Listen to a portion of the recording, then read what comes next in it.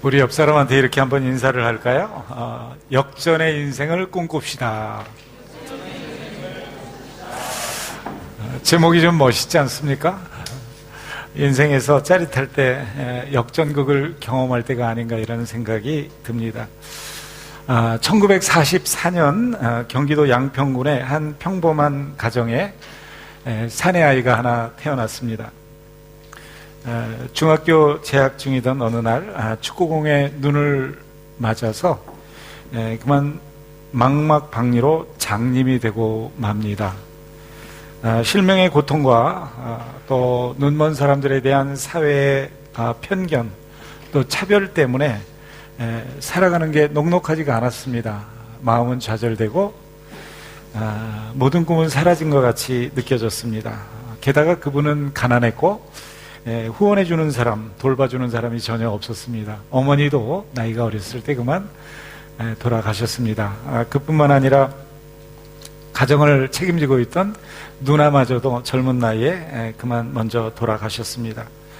그런데 이 사람이 붙잡은 게 하나가 있었습니다. 그게 뭐냐면 굳은 신앙이었습니다. 믿음 하나 붙잡고 의지로 자기의 장애를 극복하기 위해서 하나님에게 기댔습니다. 그리고 마침내 연세대에 문과대학에 들어가게 됩니다. 그리고는 눈먼 장님인데도 불구하고 졸업할 때에는 문과대 전체 차석으로 졸업을 합니다.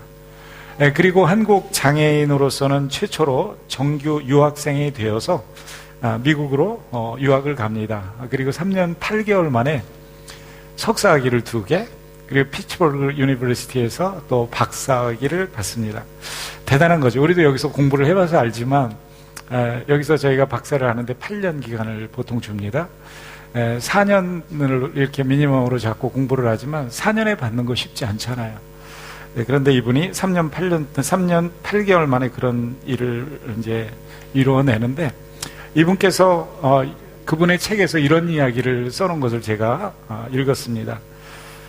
나는 택시기사가 승차를 거부하고 버스 차장이 밀어내는 멸시와 천대를 받던 가장 낮은 밑바닥 인생에서 세계 지도자들과 어깨를 나란히 하여 세계를 무대로 하여 봉사하는 사람이 되었습니다.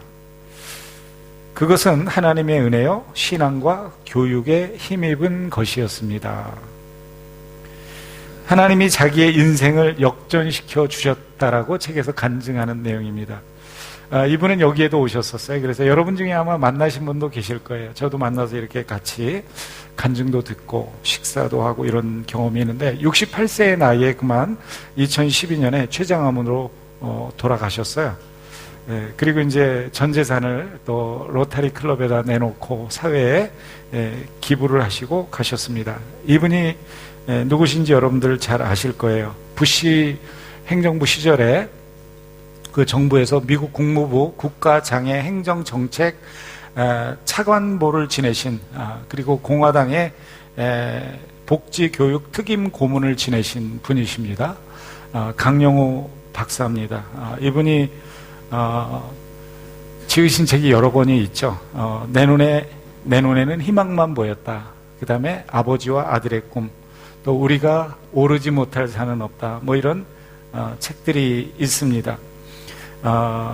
이분이 그런 말을 했어요. 원대한 비전과 꿈을 가지고 신앙으로 무장해서 포기를 하지만 않는다면 모두가 꿈을 실현하는 성취자 또는 그것을 능가하는 과성취자들이 될 수 있다. 이런 말씀을 하셨습니다.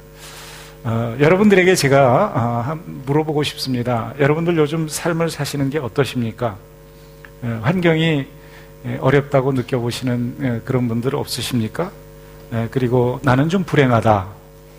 또는 나는 여러 가지 따져볼 때 조건이 상당히 불리하다. 이렇게 생각하시는 분 안 계십니까? 또는 가난하다. 등록금 마련하는 게 참 힘들다. 부모님이 가난하기 때문에 뭐 나는 유산 물려받을 게 아무것도 없다. 아직도 영주권이 없다. 뭐 다양하지 않습니까? 그죠? 여러 가지 많이 있을 것으로 생각이 됩니다. 저는 오늘 혹시라도 여러분 중에서 이런 일들 때문에 꿈을 잃고 좌절 속에서 살아가는 분들이 계시다면 희망의 증거로 강영호 박사뿐 아니라 그분보다 더 멋지게 또 하나님께서 역전극을 베푸셨던 한 인물을 여러분에게 소개해 드리고 싶습니다. 그러므로 인해서 여러분들에게 다시 한번 여러분 인생의 역전에 그 절대 희망이 가슴 속에서 불붙듯이 일어나서 한번 해볼 만하다, 이런 마음을 가지고 세상을 향해서 하나님의 말씀을 가지고 나가시는 그런 분들이 이 자리에 생겨나기를 바랍니다. 오늘 이 본문에 나타나는 이분도 강영호 박사 비슷한 그런 삶의 모습을 저희들에게 보여주고 있습니다. 오늘 말씀은 좀 긴 33절까지 이런 본문이 되겠는데, 첫 번째 단락은 1절에서 3절이 되겠습니다. 이분의 그 어두운 역기능의 인생의 출발점을 저희에게 보여주는데요. 오늘 소개시켜드리는 분의 이름은 입다입니다. 오늘 본문의 주인공이 되겠는데, 이분의 인생의 출발을 보면 그 결과처럼 화려하지 않은 것을 볼 수 있습니다. 굉장히 초라하고 보잘것없는 모습으로 출발이 되어지는 것을 저희는 볼 수가 있습니다. 굉장히 불우한 상태에서 태어났습니다. 타락하고 패망해가는 이스라엘의 시대적인 브루나라고 볼 수가 있습니다. 그런데 그런 시대적인 브루나일 뿐만 아니라 개인적인 인생을 살펴볼 때에도 태어날 때부터 기구한 운명을 가지고 태어난 역기능 가정의 사람이었습니다. 오늘 본문을 보면 그의 어머니를 기록을 하는데 기생이다 이렇게 이야기를 합니다. 황진이 같은 그런 분을 말하는 게 아니라 저희가 영어 성경을 보면 정확하게 prostitute 이렇게 적고 있는 것을 볼 수 있습니다. 우리가 좀 천박한 말로 표준어지만 창녀였습니다. 어머니가 창녀였어요. 그런데 이제 길르앗에서 살고 있던 길르앗이라는 사람이 아마 이 여인과 불륜의 결과로 얻게 된 아들이 오늘 본문에 나타나는 입다라는 인물이 되겠습니다. 서자 출신인 거죠. 불우한 환경의 희생물이에요. 그러나 그럼에도 불구하고 모든 사람이 인정할 만큼 용기가 출중했던 그런 사람인 것 같아요. 오늘 본문에 보면 1절에서 이 사람의 고향이 길르앗 사람이다 이렇게 얘기를 하고, 또 그 사람에 대해서 묘사하기를 큰 용사입다라고 소개하고 있기 때문에 그렇습니다.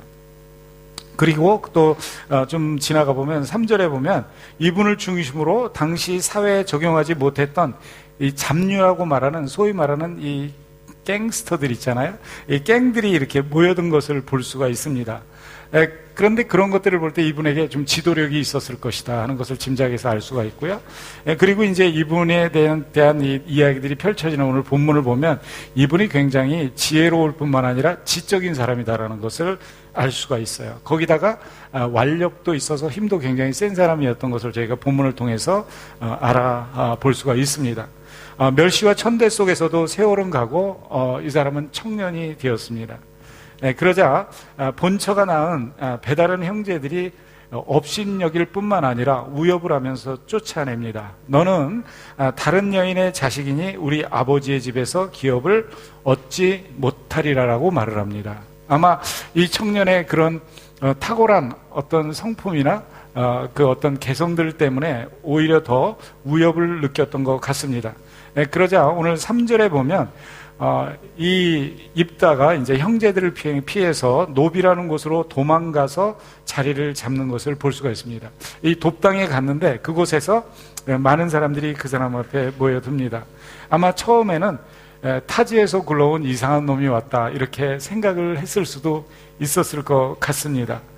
그래서 아마 시비를 걸었을 것 같아요. 왜냐하면 우리들 전문 용어로 자기 나와바리를 침범을 했기 때문에 아마 그랬을 것 같습니다. 영역을 침범했다는 거죠. 곱게 입다를 왕초로 모시지는 않았을 것 같습니다. 그러나 입다는 이제 그들을 평정하고 그들의 이제 왕초가 되는 그런 모습을 오늘 본문에서 보여줍니다. 예전에 제가 재미있게 보았던 한국 드라마 중에 하나가 야인시대라는 게 있는데 아마 여러분 중에도 보신 분이 계실 거예요. 거기 보면 우리 두한이 형님이 나오시는데 아마 그 비슷한 그런 모습이 오늘 본문에 연출되는 게 아닌가 이렇게 생각이 됩니다. 그런데 이 김두한이나 이 저희들 그 소위 주목들이 그 하고 있던 모습하고 이분하고 한 가지 다른 점이 있어요. 이게 바로 오늘 키포인트예요. 그 다른 점. 그게 이제 키포인트인데 그것은 입다가 신뢰하는 게 주먹이 아니었다는 거예요.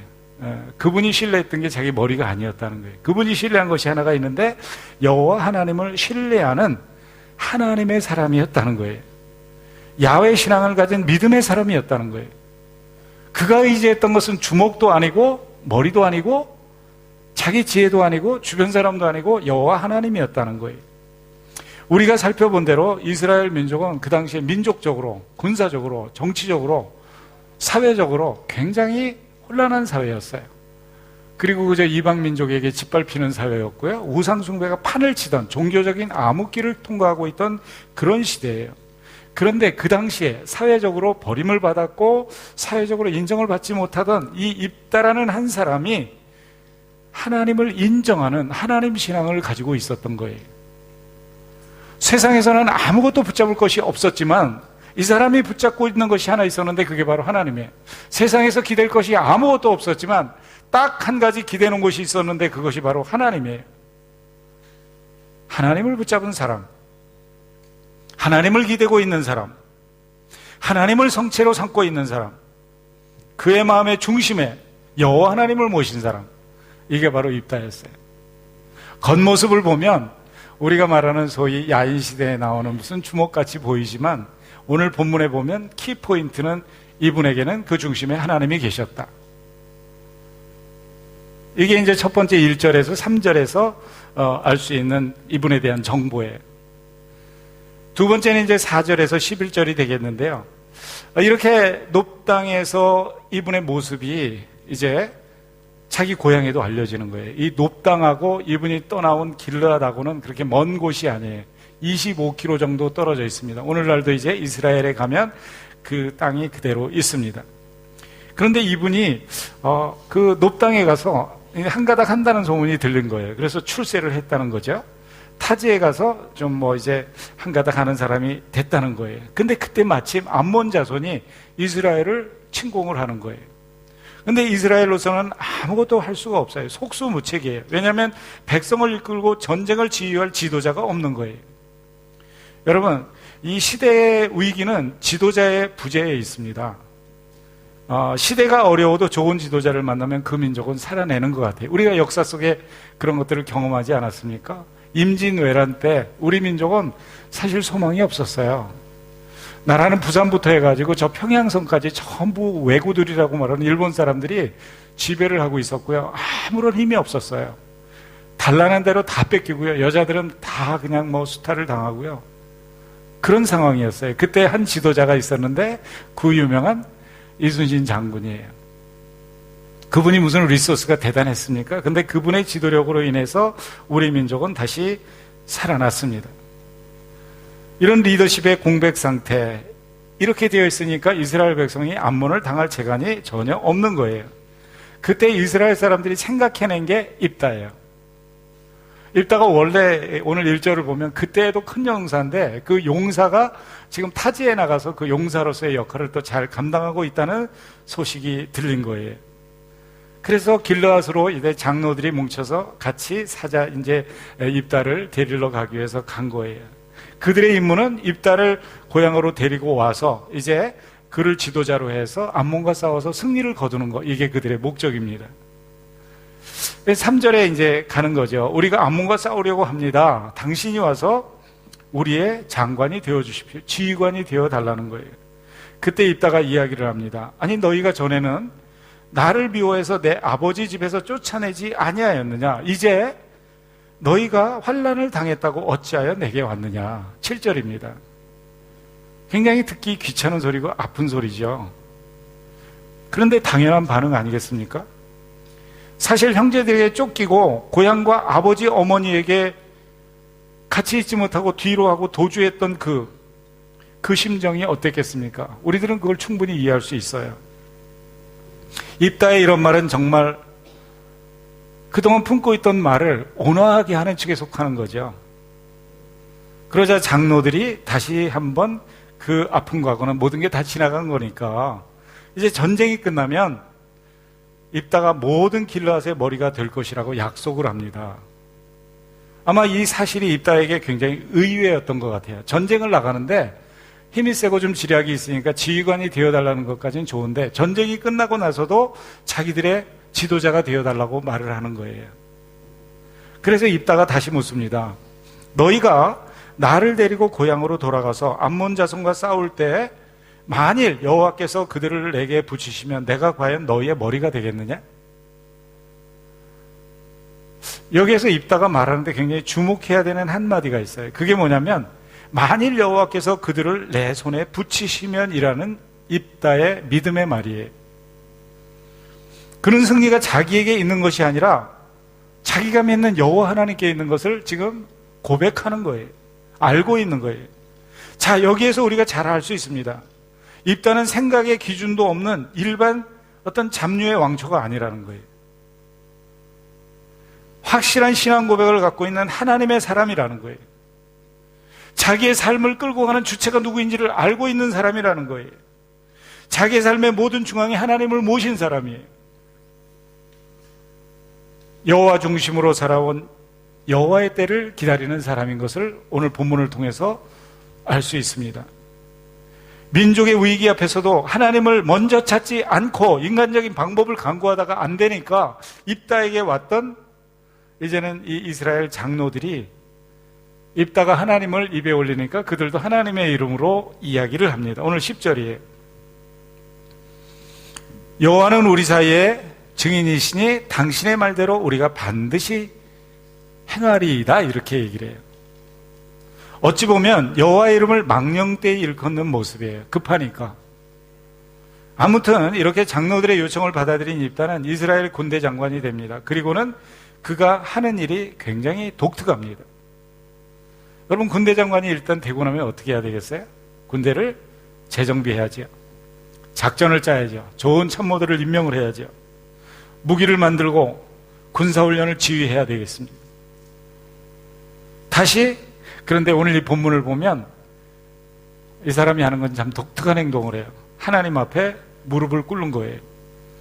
11절을 보면 이스라엘의 머리여 장관이 된 입다가 이 진정한 통치자가 누구인지를 인정하는 거예요. 여호와 앞에 기도하는 거예요. 이 사람은 믿음의 사람이죠. 오늘 본문의 강조점이 바로 이거예요. 그가 비록 비천한 출신이었고 사회에서 외면당한 불우한 처지의 사람이었지만 이 사람에게는 남들이 가지고 있지 않은 한 가지 귀한 DNA를 가지고 있었던 거예요. 그게 뭐예요? 여호와를 신뢰하는 신앙이에요. 입다가 가지고 있는 용사의 기질보다 더 중요한 것은 입다의 믿음이에요. 그게 그의 인생을 역전의 인생으로 만드는 거예요.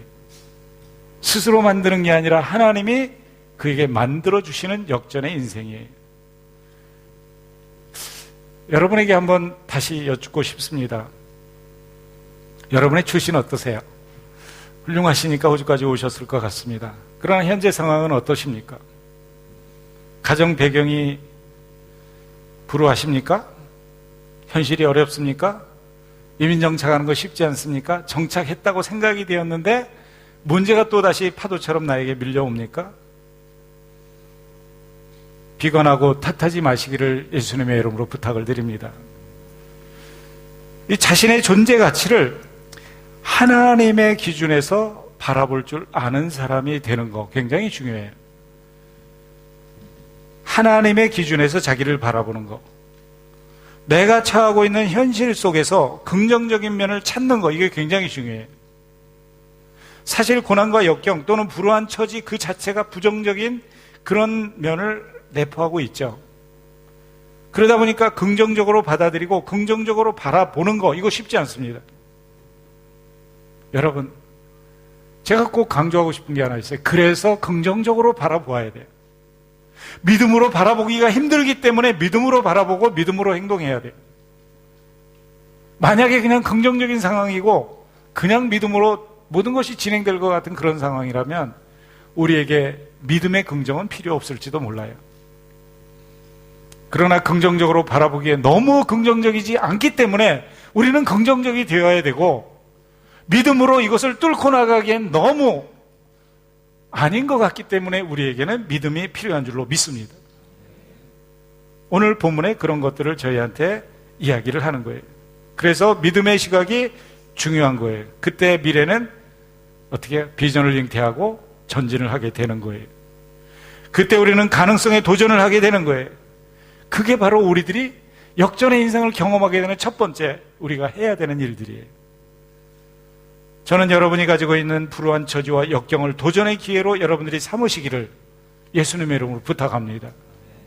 여러분이 그거를 도전의 기회로 삼아도 여러분에게 그것은 여러분의 현실이에요. 그러나 여러분이 그것에 걸려서 넘어져 쓰러져도 그것은 여러분의 현실이에요.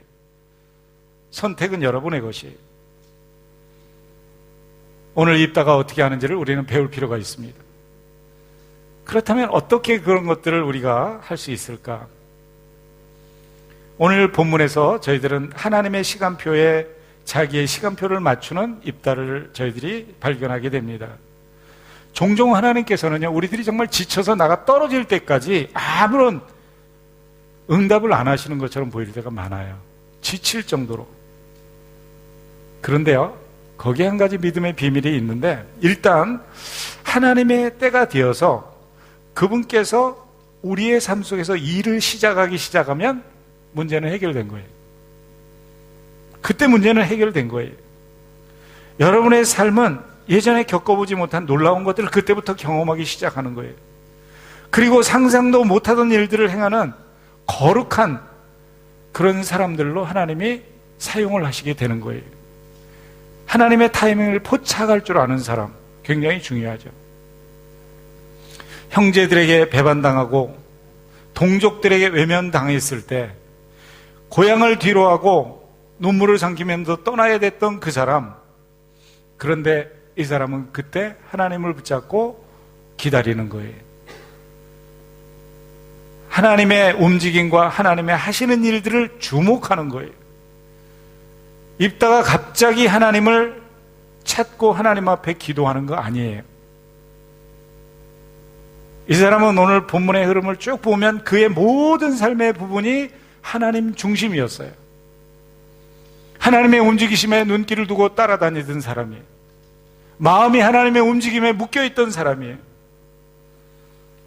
세상은 잘못된 가치 기준에서 사람을 평가합니다. 달면 삼키고요, 쓰면 가차없이 뱉어 버립니다. 필요 없을 때는 버리고 필요하면 황급하게 찾습니다. 그러나 하나님은 그렇지 않으십니다. 그러므로 믿음의 사람은 환경을 의지하는 것이 아니라 그래서 하나님을 의지하는 거예요. 입다의 불우한 환경은 그로 하여금 오히려 하나님만을 의지하게 만들었어요.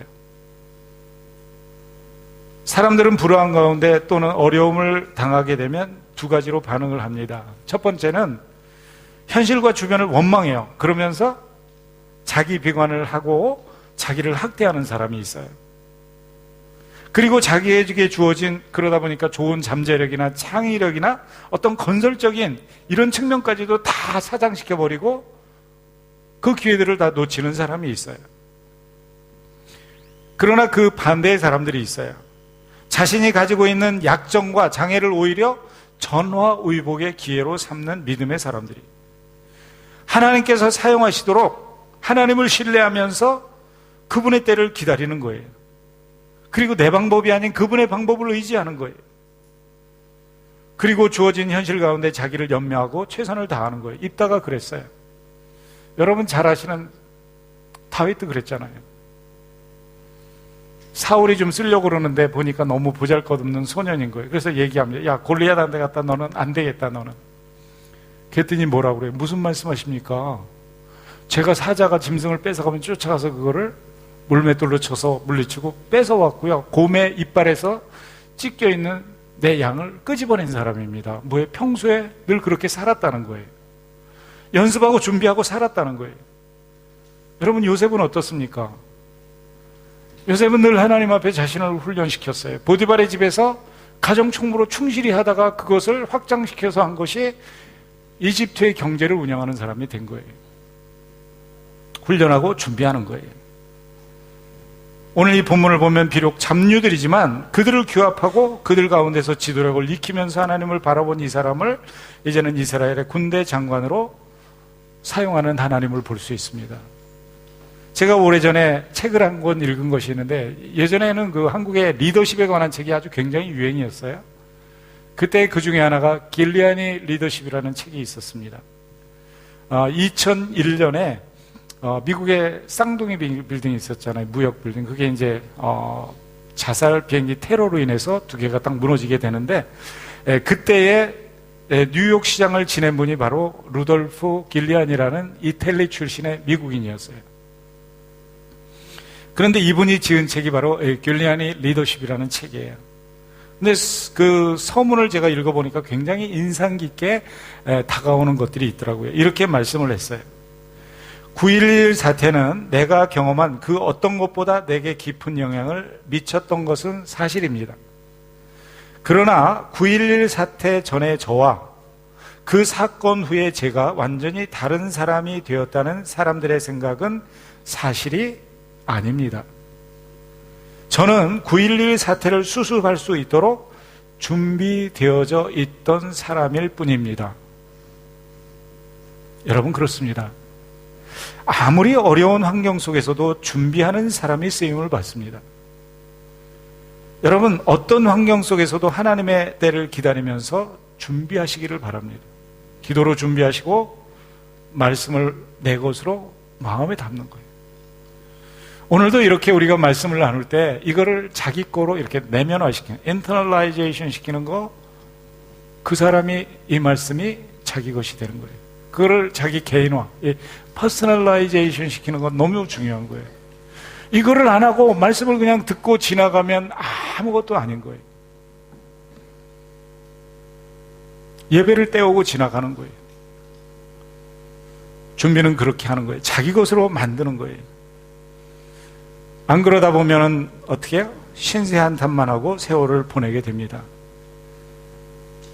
저는 여러분 모두가 입다와 같은 태도로 인생에 임하시기를 예수님의 이름으로 축복합니다. 불우한 환경이지만 그 가운데 오직 하나님만을 신뢰하면서 준비하는 인생, 그 자체가 멋있는 거 아니에요? 그래서 하나님의 타이밍에 하나님이 역정시켜 주시는 그 축복의 때에 하나님께서 쓰시기에 불편함이 없는 사람, 여러분이 그런 분들이 되시기를 예수님의 이름으로 축복합니다. 이게 이제 두 번째 절까지 11절까지 기록되는 내용이고요. 네 번째 절에서 보면 12절에서 28절이 되는데, 이렇게 준비하면서 기다린 이 삶의 모습이 어디에서 드러나냐면 이분이 읽고 있는 하나님의 역사를 아는 그의 지식 속에서 증명이 돼요.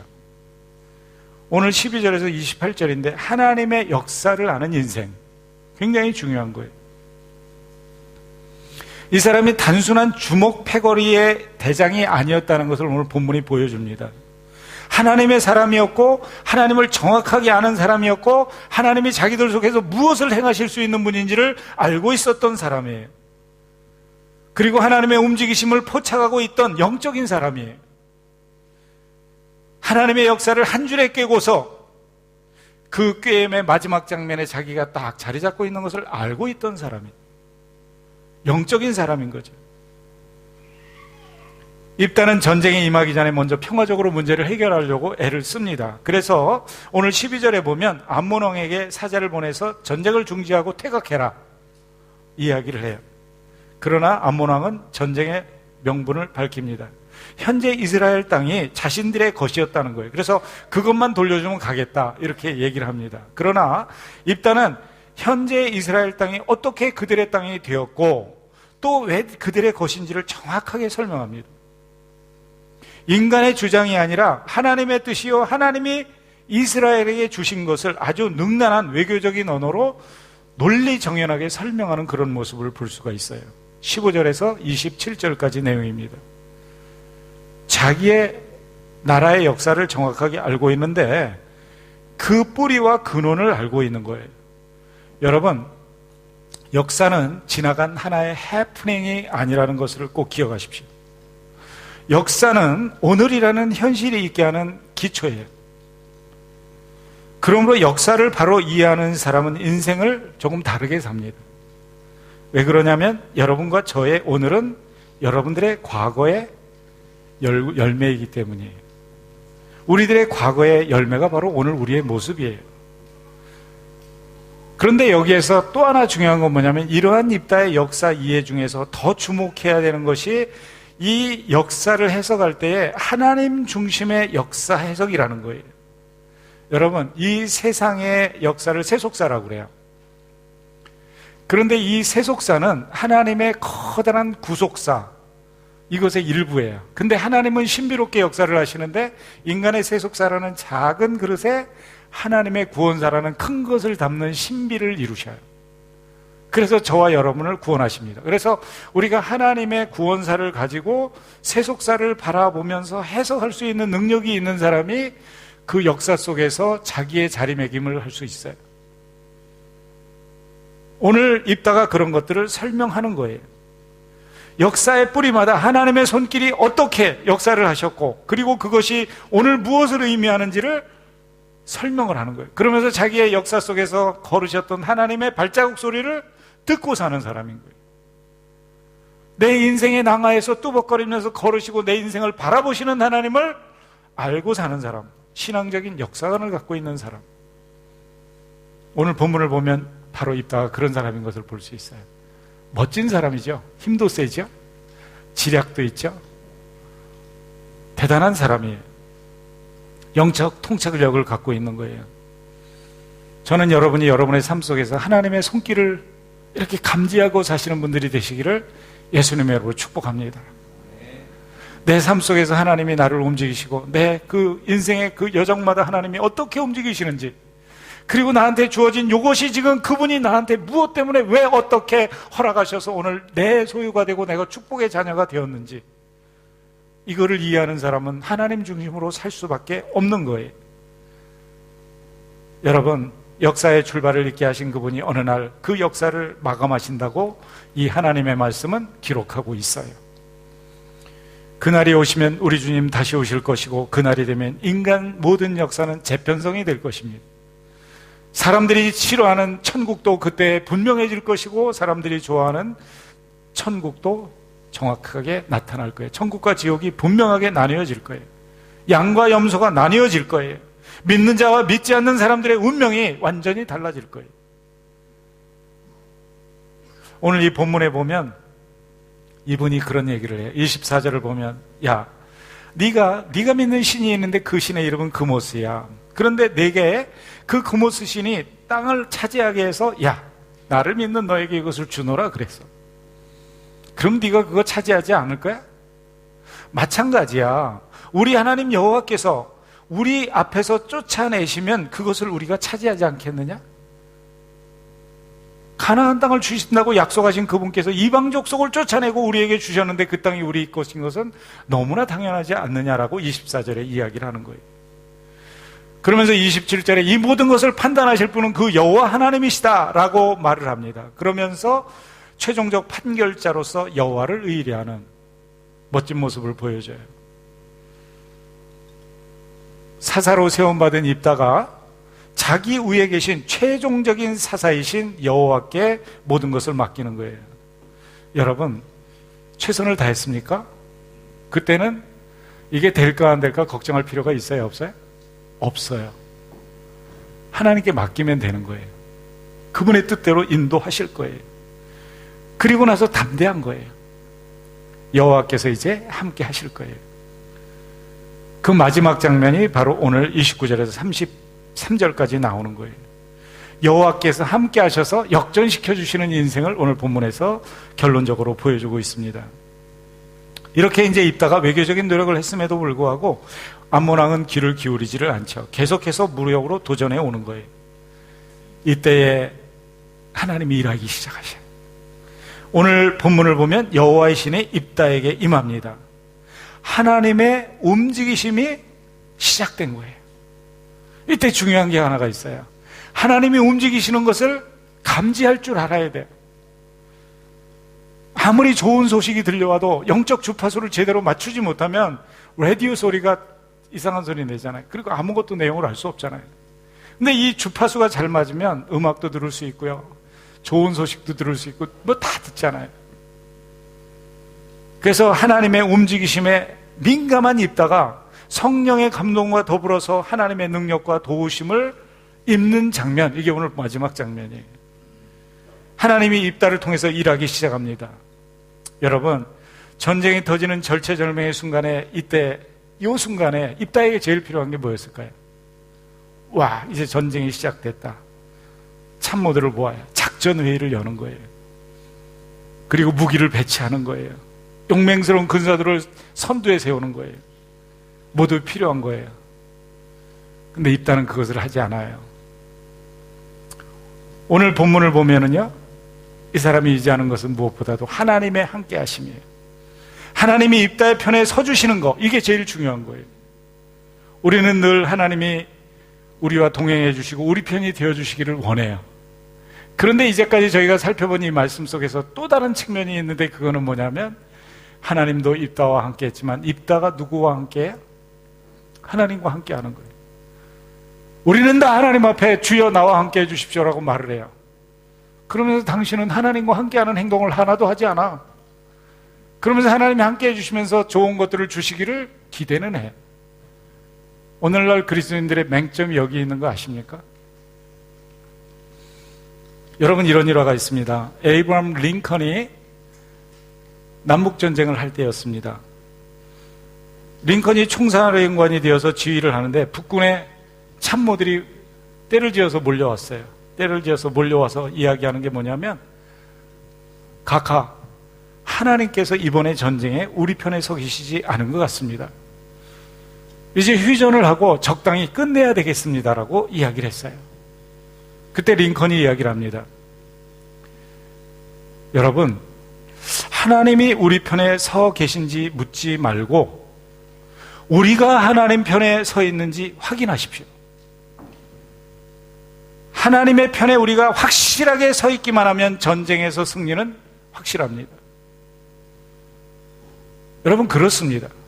우리가 하나님 편에 서는 것도 너무나 중요한 거예요. 아무리 하나님이 내 편에 지어주셔도 우리가 그 하나님 편에 서서 확고한 신뢰와 믿음이 결여되어 있다면 역사는 일어나지 않아요. 하나님이 우리 편이 되어주고 싶어도 우리가 하나님 편에 서 있지 않으면 하나님은 우리 편을 해줄 수가 없는 거예요. 여러분, 어떻습니까? 오늘 본문에 나오는 입다처럼 삶의 전체가 하나님 편에 서 계십니까? 그러면 염려하지 마십시오. 하나님이 승리를 주실 것을 믿고 담대하십시오. 오늘 본문을 보면 부러워할 때나 존귀할 때나 언제고 하나님 편에 서 있는 한 사람이 있죠. 사사 입다예요. 그는 사람들에게 버림을 받았고 시대가 자기를 알아주지 않아도 하나님만을 의지하면서 하나님 편에 서서 하나님의 때를 기다렸어요. 바닥에서 정상으로 비상하는 그 출세의 과정 속에서도 사람을 의지하지 않고 오직 하나님 편에 서서 하나님의 움직이심에 자기의 영적 주파수를 맞추고 살았어요. 그런 그에게 결정적인 결단의 시간이 다가옵니다. 그때 하나님은 확실히 그의 편인 것을 보여주셔요. 입다의 손을 들어주시고 승리를 주시는 거예요. 하나님의 거룩한 드라마 가운데 역전의 인생의 주인공으로 삼아 주시는 거예요. 오늘 본문 32절과 33절이에요. 우리 한번 같이 읽어볼까요? 32절, 33절 함께 같이 읽어보도록 하겠습니다. 자, 32절, 33절 다 같이 이렇게, 자, 제가 읽어드리도록 하겠습니다. 여호와께서 암몬을 이스라엘 손에 붙이심에 암몬 자손이 패하고 이스라엘 앞에 항복했다라고 말합니다. 우리 다 같이 읽어보겠습니다. 31절, 32절 읽겠습니다. 32절 읽겠습니다. 시작.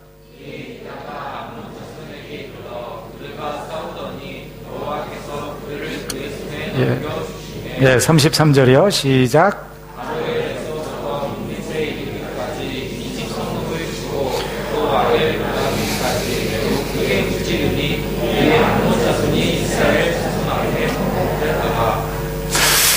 저는 여러분 모두의 인생이 이런 하나님과 함께 하시는 역전의 인생이 되시기를 예수님의 이름으로 축복합니다.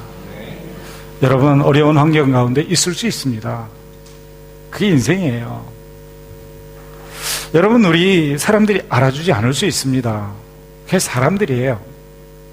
여러분, 경제적으로 어렵고 우리가 생각지 않은 불이익 당할 수 있습니다. 그게 인간 사는 사회예요. 가족도 내게 큰 도움이 되지 못할 수 있어요. 부모도 나를 도와주지 않을 수 있어요. 사업이 힘들 수 있어요. 여러분, 공부가 쉽지 않은 거 당연한 거예요. 그러나 걱정하지 마십시오. 하나님 편에 서십시오. 여호와를 중심으로 살아가십시오. 그때 여호와가 여러분과 함께 하셔요. 승리를 보장하시고요. 오늘 본문에서 그런 이야기를 하는 거예요. 강영호 박사처럼, 입다처럼, 링컨처럼 하나님 편에 서십시오. 그때 여러분의 삶은 역전의 인생이 될 것입니다. 오늘 이 말씀을 듣고 우리가 함께 역전의 꿈을 꾸면서 세상을 향해서 다시 우리는 말씀을 가지고 도전을 하는 거예요. 그리고 다음 주 이 시간에 이 자리에 오면 하나님 앞에 조용히 고개를 숙이고, 하나님, 지난 한 주간의 인생은 하나님이 저에게 베푸신 역전의 인생이었습니다. I thank you. 감사하는 인생이 되시기를 예수님의 이름으로 축복합니다. 우리 다 같이 자리에서 일어나십시다.